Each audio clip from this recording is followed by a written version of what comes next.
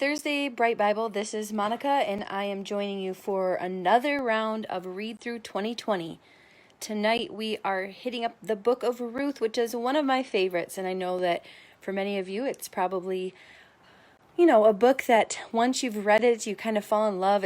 I think it's the love story, honestly, of the Bible, because to me, Boaz is just the most incredible man, and he proves that time and time again. So, I think it's a great book, and if you haven't read through it, start to finish, I highly encourage you to take the challenge that I did a couple years ago. So, actually, I think it was almost 2 years ago now that I took this challenge. So, this is my journaling Bible that I started in and oftentimes teach in. This is my single column. This is what I recommend for people that are just getting started with Bible journaling. It's a great book to work in because you've got your sides for margins. And I also really love when Bibles have lines in them because of the fact that it gives you a measuring tool that you've already got. So that's very helpful. But this was my very first Bible to receive when I started journaling. And this one means a lot to me because there's so many stories in it, right? As we add to our spiritual journey here, our creative journey, you flip back and you're like, oh my goodness, I remember where I was at that time, or I remember what I was thinking about at that time. And maybe going back through it, the more I've read this book, the more I gain out of it. And recently, it's just crazy because I really haven't visited Ruth in a long time. And recently, I started doing a study, and we covered Ruth. And it was amazing to me what you can get out of the book. Just new information, and maybe just out my heart being ready to receive it, or the beautiful story just came to life in a different way. This page was just my cover page. I've got some verses highlighted, but just a floral decorative start to this book, and these were Prismacolors. And then here in this part, that classic line in there. This is not what I thought it was going to be. I went away full, and the Lord has brought me back empty. And this is a quote from Naomi, so it's kind of highlighting Naomi's experience at this point. And then here is Ruth, after serving in the fields and laying at Boaz's feet on the threshing floor, and she put her reputation at risk. She put a lot at risk by doing this, but she was so brave in that. And the thing about Boaz that's so easy to love is that he was so loving and caring. In so many parts of this story, he was a gentleman. He had chivalry, and he knew how vital it was that these women were being taken care of after the loss of a husband and a father-in-law.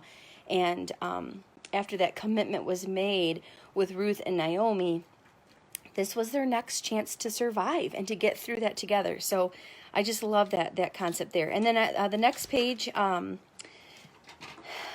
let's see. Wait for your Boaz. I remember this when I did this page before, that it's amazing how you have to, when you're in that relationship, it's so easy for us, especially when you're young, to rush into things, right? If it's not God's will, right, we have to wait for our Boaz. So our Boaz might not even be a person. It might be a circumstance, a new job, a new move, or something that you really want to achieve. And when we're in God's will, everything is going to fall into place in its perfect timing. And I just think, Ruth, and this is what we're going to be looking at tonight, is Ruth really she came to this ahead here at the end, where Boaz literally scares the bejeebers out of her, really. She's like, what are you doing? Because we're going to go through this part in a minute, but, he's ready to give her away, give this land away and let it go to the kinsman, which would have been the right thing to do. And it just, again, shows his noble character, but how wise he was and how much he truly loved her, that he, without messing up his reputation, there was that waiting period. She had to trust and she had to wait. And it's just amazing. Wait for your Boaz. And then the last page here was just kind of at a season of my life where my mother and father-in-law were moving in, and I really was convicted, really, because it is tough living with your mother-in-law, and every day is tough. But this relationship that it shows in the book is absolutely unbelievable. And it really challenged me to think about, would I have been the runner, right? Would I have gone back and said, heck no, I'm out of here? Or would I have stuck it out? And would I have stayed with Naomi? And I think it's just really this here too, who loves you more than seven sons. Seven sons is, if you don't know, having a son is amazing, but that love of more than seven sons, because they were so important. And that's a deep love. That is a deep love. To have that for your mother-in-law, daughter-in-law, that's amazing. So this is kind of just I went a little different today, just kind of going through the book of Ruth with you.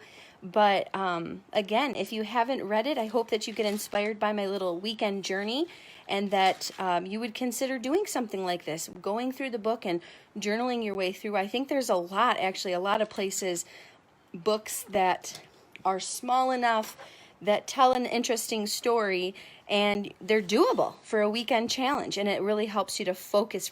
We do a lot of hopping around, and I think that's okay. I think we like to do our studies and have some themes and focuses, but to really just stick it out in one book and to journal your way through it, there's such a sense of accomplishment, and you feel like you really know it at the end. Okay, so tonight we are going to focus on chapter 4. I'm going to read just a little bit about this, and if you are not familiar with this story, you definitely are going to want the backstory. I would love to have read the whole thing tonight, but they're at the point in which Ruth comes to Boaz, right? She puts a lot on the line to express her feelings to him, and she's hoping that he's going to return that to her. And so here they are at this turning point, right? He has allowed this, he kind of acts immediately and goes to the city gate. And the city gate is basically an outside court. It's like the Chamber of Commerce, right? It's like the place that these townsmen, the city council, are going to gather.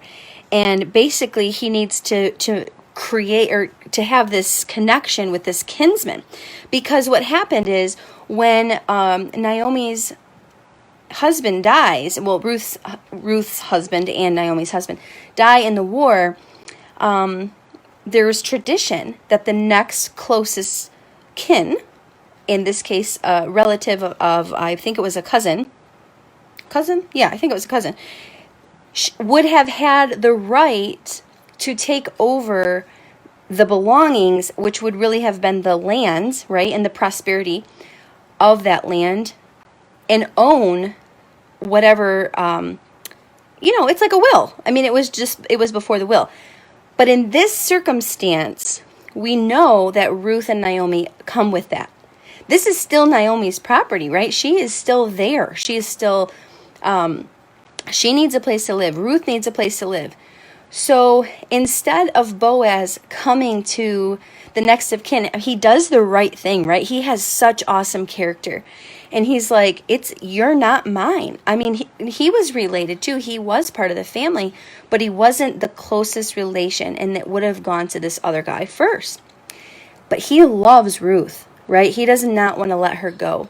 But he doesn't want to ruin his character either. And he doesn't want to go outside of what would have been considered the truth or the way of doing it. So here they are in this meeting, and he basically presents this idea to the kinsman and just says, like, this is your property. This is all yours. And it's almost like a little bit of reverse psychology, to be honest with you. He says, I will redeem it. Yeah, I'll take it over. But then Boaz says, the day you buy the field from the hand of Naomi, you will also acquire Ruth the Moabite, the widow of the dead, in order to perpetuate the name of the dead in his inheritance. Then the Redeemer says, I cannot redeem it for myself, lest I impair my own inheritance. Take my right of redemption yourself, for I cannot redeem it. What a smooth man, right? He was smooth. He lays it all out there, was like, oh yeah, this is all yours. You've got first dibs here, bud. And he says, oh yeah, I will redeem this land. I'll take it. This is my extra inheritance. And suddenly Boaz tells him the rest of the story, right? And so this whole principle here, and of course we love happy endings, and if there was a book with a happy ending, there is, in this case there is, because we know that they live happily ever after, right? But I was thinking about this game show, which you guys, you know me and my craziness of when I'm Bible journaling. I go way out there. That's just me. I thought about the game show Let's Make a Deal, because in this game show, right? And I love the traditional. We're going to go super retro. We're going to go retro with colors, retro with font. We're going to have some good fun time. I'm going to do this on my obviously on my other Bible, so it's going to be that full page, which you could certainly do across your words. If you're not somebody that does journaling across your words, that's totally fine. I think what you're going to do is just pick some of the elements that I'm going to teach you tonight, and then you can use them how you want to and kind of create your own twist on things. But this game show of Let's Make a Deal, right? There's always this, okay, you can choose this, or you can choose this. And sometimes when they open the curtain, right, it's zonk, or just something awful like a camel or whatever. And I feel like this is kind of what Boaz does here. He like sets up this thing. He's like, and you could have this grand, beautiful land to have and prosper however you wish. And then, oh, and by the way, you also have to take what's behind door two, and that are these two women. And it's kind of like the deal breaker. Okay, so let's go ahead and talk about the different things that we're going to add to create this page tonight. I've got some of it sketched out, but of course, you know me, I'm always going to help you kind of see how I got here. One of the things I want to show you, it's kind of fun. I've never done this before, but because we're trying to get this retro vibe, what I've done is in my container tonight, I have sorted out colors so that I could really see a color scheme. And what I'm looking for are colors that are muted. So I'm looking at some light baby blues, some greens, but maybe like on the olive side, kind of toned down grade. I've got lots of grays and browns, along with some, I would say, anywhere from like a peach into kind of a goldeny yellow, and maybe more of like a taupe color, just those burnt orange. And then I also have, and I've got a gold in there, and then I also have some kind of peachy pinks with maybe even a deeper burgundy, okay? So I'm thinking about colors that would fit this retro feel. That's what I wanted to just point out if you are gathering. Really, tonight's just going to be a colored pencil. We're going to look at kind of how to piece this together, and then I want to just see as much fun as you guys can come up with. All right, first thing we're going to do tonight is lettering. So I'm going to go ahead and zoom in for us. We're going to look at these letters. I looked up the logos from Let's Make a Deal, and lots of points is a letter that has something on the end points. Okay, and typically a serif either has a line like this, or it may even be more of like this formal little triangle at the ends. This we're going to do as a bubble letter, and remember we always talk about bubble letters. If you still need help doing them, you're going to write the letter lightly, you're going to trace around it. I'm going to kind of avoid my points, serif areas, so I'll do something like that. And then what I'm going to do on these ends is just make these really dramatic, kind of fun, whimsical points. Okay? And they're going to dance a little bit. They are not meant to be perfect at all. And in fact, we can play around with this because like this leg could have come lower. And that way they can kind of play off of each other. So I'm going to go ahead and just, I'm going to do the word deal.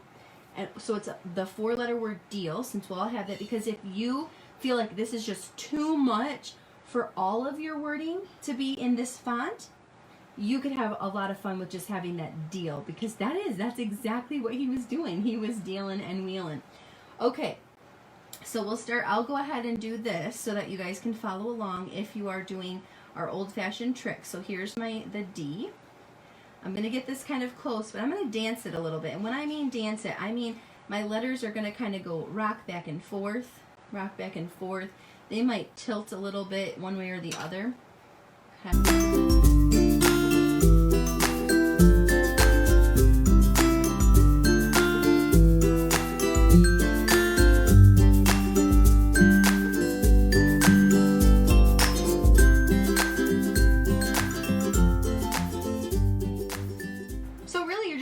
Triangles. I mean, if you drew these in, they would be like triangles added to your block letters. We just don't draw those in.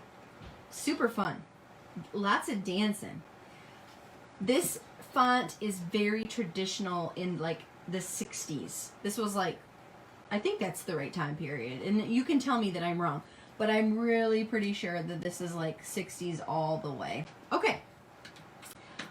Next, what I want to talk about is this idea of like the let's make a deal. I looked up a bunch of different pictures from the set. Is build ourselves a rectangle. So if you were doing this on your Bible page and you're doing it in your margin, you could turn your Bible page sideways and still have this this basic vibe of the page that I'll show you here in a minute, but doing it across. So let's look at this page right here.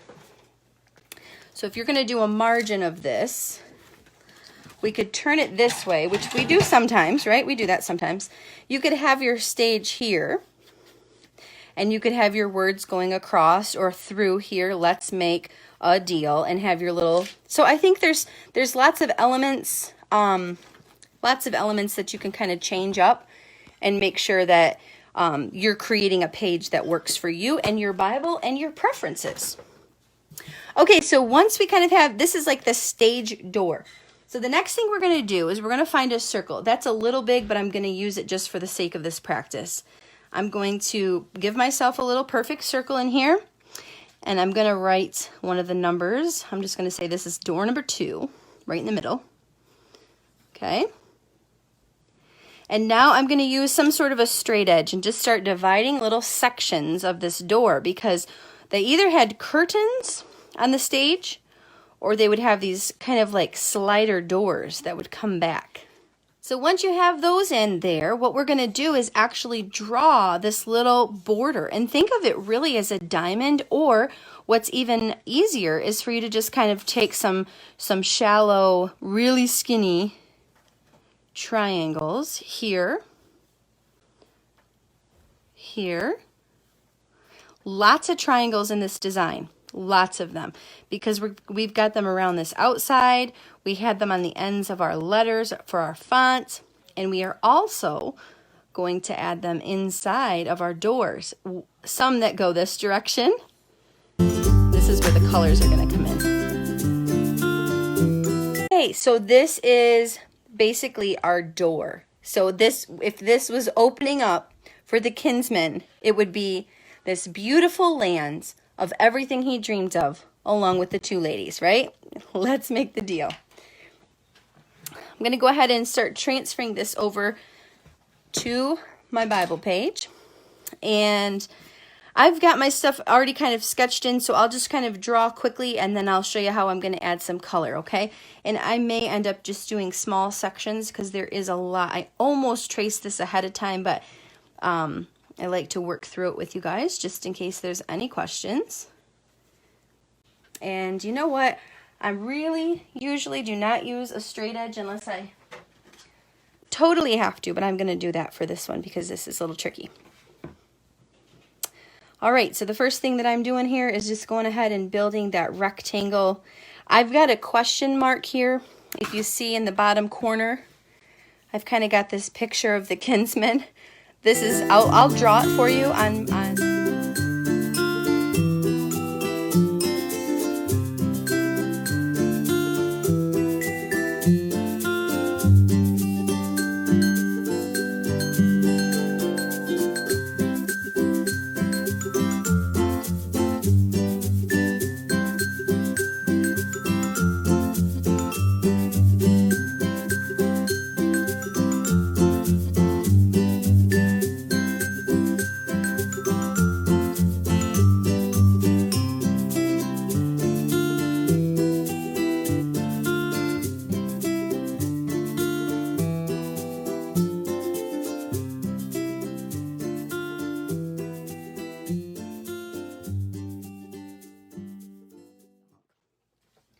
Okay, I'm going ahead and finishing out these doors.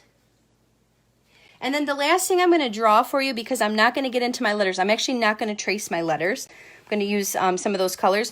I'm going to draw him on screen for you guys because I want you to see. I know that you guys can do this. I just know. I believe in you to draw this, this guy. So I'm going to get this real nice and close up.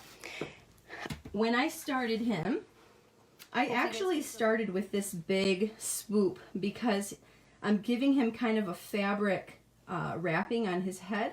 So a little head covering. And as I wrap, I am kind of overlapping pieces so that it kind of looks like there's folds in the fabric and whatnot. And I'm imagining his face kind of being somewhere in here, right? I'm eyeballing. In fact, a lot of times when we do this, just giving ourselves a perfect oval the size of what we're trying to do is a good thing. Okay, and we'll play around with that. We'll fix up, we can add in whatever. And I'm allowing it to go off the edge as well. Okay. Now, so what I'm thinking about here is that I'm just rolling off that forehead. But I know that that forehead, that brow line is going to protrude. So I want to go out. I don't want to just come down to the nose and have there be no forehead. So at this point, I'm going to zip back in and then come out to the nose. So I've come out straight, kind of given myself a little bump there to think, oh, that's his eyebrow. Then I can dip in, right, going into the nose, into the eyes, and then out to show that nose. And then when the nose is here, I just have to give him a little nostril. And that sets him into place. And then the beautiful thing about a beard, you don't even have to do the mouth, right? Okay. So I'm going to come in here, kind of protrude a little lips. But at this point, I'd be sketching in beard. And I'm just going to use some little lines. I'm up in here, maybe a little, something like that. Okay, and then I may just bring, it's hard to say what kind of a beard you want. You know, it depends on how hairy this guy is. But some sort of a jawline in here where it fades away. And then, of course, an ear. I don't know, I hope that helps. I mean, if drawing the person is too much, then you don't have to, right? You can have fun with this, but I think you should give it a whirl. And then for the eyes, I'm just going to do a couple little hairs right here on this bump, even protruding off to represent his eyebrow. And then I'm going to just do one little tiny fleck for his eyelash and just a couple little lines for his eye. That's it.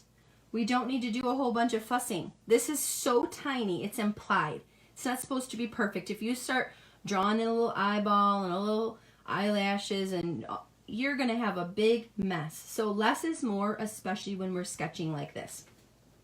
All right, and then all I'm going to do here is kind of round out a piece of his fabric here. This is like his shoulder, and then wrap it up.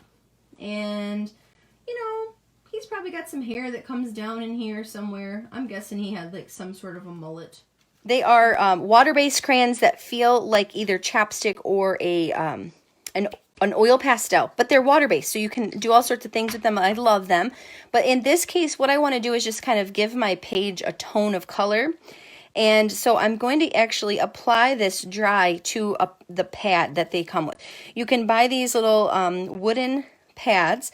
They have Velcro on them, so you can just trade them in and out. Unfortunately, I don't have any clean ones, so I just went with this kind of limey green, which is a perfect blend anyway.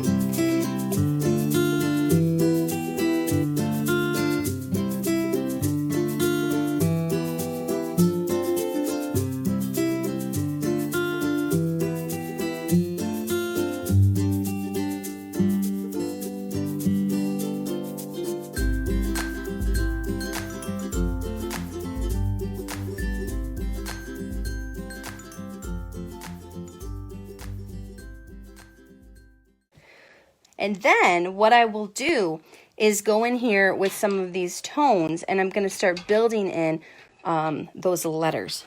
So I think what I'm actually going to do is use a gold to do my outlining so that they don't get lost in like all of the black.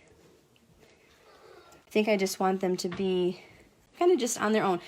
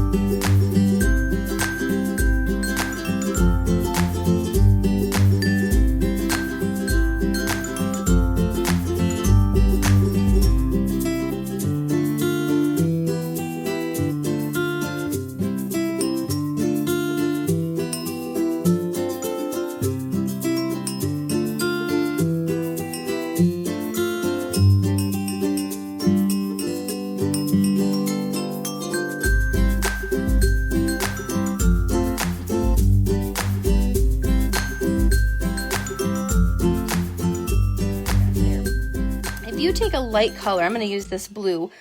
You could use the yellow. You could use a light blue, a little gray, a little light brown.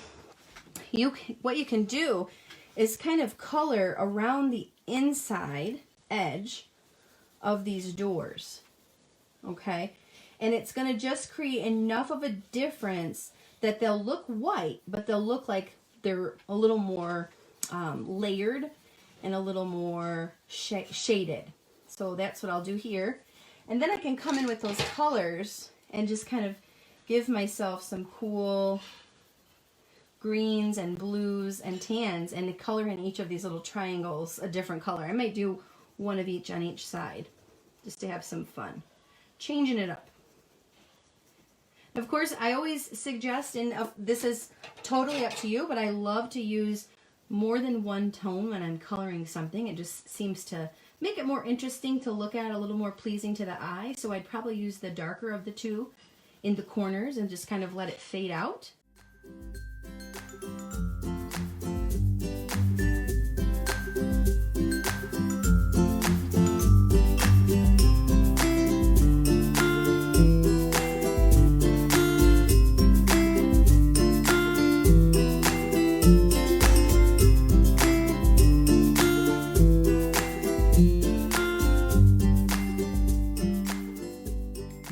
And we'll just bring this page to life. Yeah, so I hope you guys enjoyed tonight's lesson in Ruth. If you have missed any of our other lessons, I want to make sure that you know that there are some posted on our webpage under the Read Through 2020 plan. And then